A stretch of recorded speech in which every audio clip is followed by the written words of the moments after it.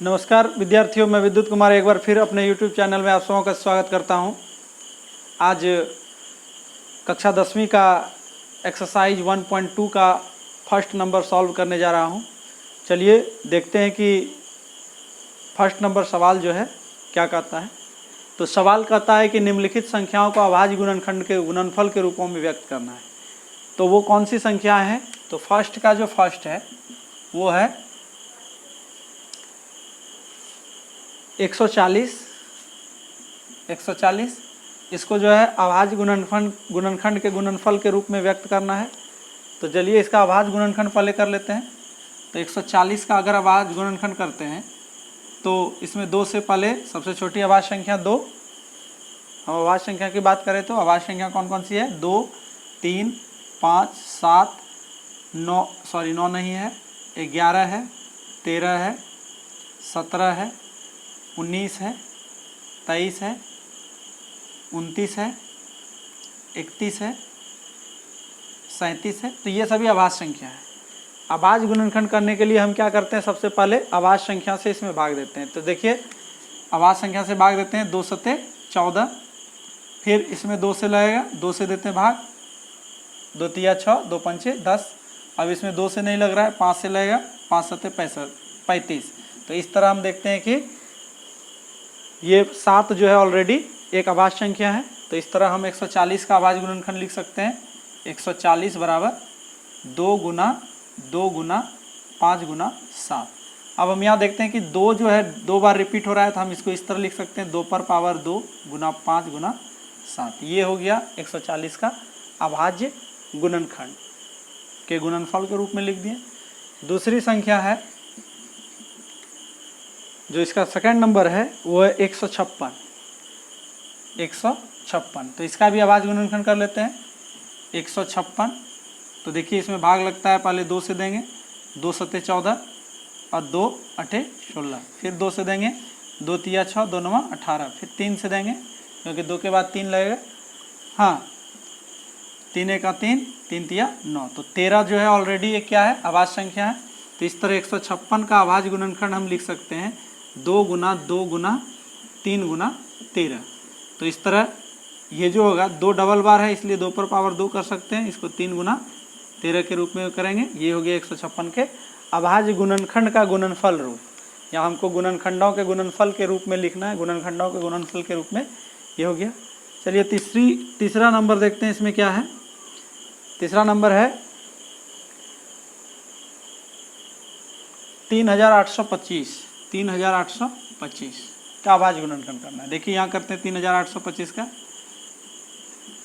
तो इसमें 2 से नहीं लगेगा क्योंकि 2 के भाज्यता नियम के अनुसार हम जानते हैं कि 2 से सिर्फ उसी संख्या में भाग लगता है जिसका इकाई स्थान पर 0, 2, 4, 6 या 8 रहे। तो इनमें से कुछ नहीं है, इसमें इसका मतलब 2 से भाग इसमें नहीं लगता है। 3 की भाज्यता नियम के अनुसार हम देखते हैं कि 3 में अगर अंकों का योग 3 का कोई गुणज हो तो 3 से भाग लगेगा। तो जोड़ के देखते हैं, 5 2 7, 7 और 8 हो गया 15, 15 3 18। तो इसमें देख रहे हैं कि इसका जो अंकों का योग है वो 18 हो रहा है। इसका मतलब इसमें 3 से भाग लग सकता है। तो 3 से भाग देते हैं। 3 एका 3, 3 दूना 6, 2 बचा, 3 सत्ते 21, 1 बचा, और ये 3 पचे 15। ठीक, फिर इसमें देखते हैं अंत में 5 है, 2 से नहीं लगेगा। 3 से देखते हैं तो 3 से भाग लगेगा। 2 1 3, 7 3 10 5, 15 3 से लग रहा है तो 3 से भाग देंगे। 3 चौकी 12, 3 दूना 6, 3 पचे 15। अब इसमें देखते हैं कि 2 से नहीं लगेगा क्योंकि इकाई स्थान पर कोई भी सम संख्या नहीं है। अब देखते हैं कि इसमें 3 से भाग लगता है कि नहीं। 4 2 6 5 11, इसका योग जो है 11 हो रहा है, और 11 जो है वो 3 का गुणज नहीं है, अतः इसमें 3 से भाग नहीं लगेगा। तो 3 के बाद अगली संख्या देखते हैं, 5 है। तो 5 अगली अभाज्य संख्या 5 है। तो इसमें 5 से भाग देते हैं। तो 5 अठे 40 और 5 है 25। फिर इसमें 5 से भाग देते हैं तो 5 का 5, 5 सत्ते 35।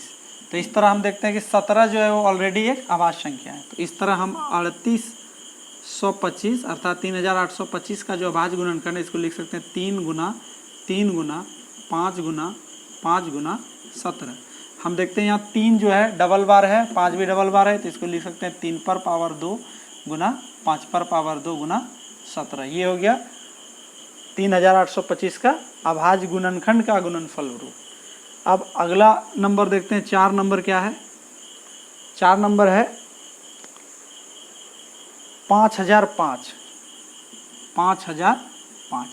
तो चलिए इसका भी अभाज्य गुणनखंड कर लेते हैं। 5005। तो इसमें देखते हैं कि 2 से भाग नहीं लग रहा है, 3 से भी भाग नहीं लग रहा है, इसमें डायरेक्ट 5 से भाग देते हैं। तो 5 का 5 और फिर 5 का 5। तो इस तरह इसके बाद इसमें जो है देख रहे हैं किससे भाग लगता है, तो 7 से इसमें भाग लग रहा है। अगला 7 से लगेगा। देखिए 7 का 7, 10 में 7 गया, 3 बचा, 3 पर 0 30, 7 चौक 28, 4 बार में 28 हुआ, 2 बचा, 2 पर 1 21, 7 21, 143 हो गया। अब इस 143 में किससे भाग लग रहा है, 2 से नहीं लग रहा है, 3 से नहीं लग रहा है, 5 से भी नहीं लग रहा है, 7 से भी नहीं लग रहा है, 11 से इसमें भाग लग रहा है। क्योंकि 11 का जो भाज्यता नियम कहता है कि एक एक अंक छोड़कर जो है संख्या को जोड़ दे और घटाने के बाद अगर 0 या फिर 11 का गुणज प्राप्त हो तो उसमें 11 से भाग लगता है। तो हम एक एक अंक छोड़ के जोड़ते हैं, तो 3 1 4 हो जाता है, और 4 में 4 गया 0, तो 0 बचा। इसका मतलब उसमें 11 से भाग लगेगा, तो 11 से भाग देते हैं। 11 का 11 और फिर 3 बचा, 11 3 33। तो ऑलरेडी यहाँ पर जो है अभाज्य संख्या प्राप्त हो गया है। तो इस तरह हम लिख सकते हैं 5005 का अभाज्य गुणनखंड लिख सकते हैं 5 गुना 7 गुना 11 गुना 13। उसके बाद और एक नंबर है इसमें, वो है 7429। 7429 इसमें देखते हैं कि किससे भाग लगता है। तो 7429 का अभाज्य गुणनखंड कर लेते हैं।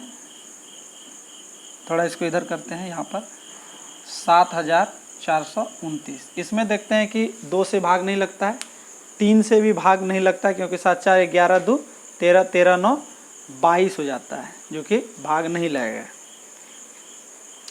तो इस तरह से अब इसमें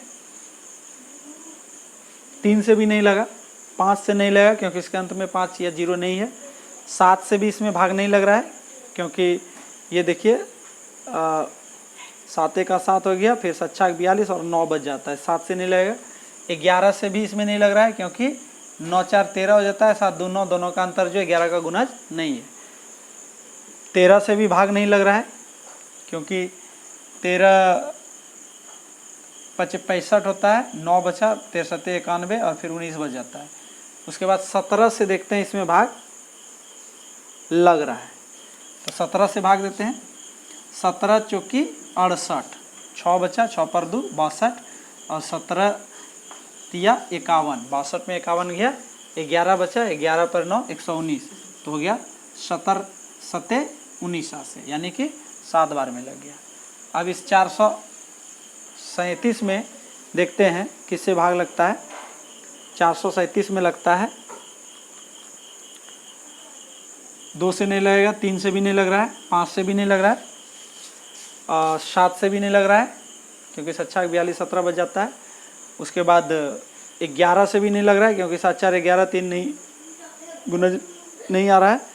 13 से भी नहीं लग रहा है, 17 से भी नहीं लग रहा है, क्योंकि 13 दूना 13 39 होता है, और 4 7 47 बच गया। 19 से 17 से इसमें 17 दूना 34 और इधर हो गया 9 पर 7 97, जो 17 से नहीं लग रहा है। 19 से इसमें भाग लग रहा है, तो देखिए 19 दूना 38, 5 बचता है, 5 पर 7 57, 19 तिया 57। इस तरह क्या देखते हैं, 23 भी क्या है, एक अभाज्य संख्या है। तो इस तरह हम 7429 का अभाज्य गुणनखंड क्या लिख सकते हैं, 17 गुना 19 गुना 23। तो ये बहुत आसान था। इस तरह से हम एक्सरसाइज 1.2 का पहला नंबर का ये सभी 5 सवाल जो है सॉल्व किया। मैं आशा करता हूँ कि ये आप सबों को समझ में आया होगा, और अब मिलते हैं अगले वीडियो में। तब तक के लिए धन्यवाद।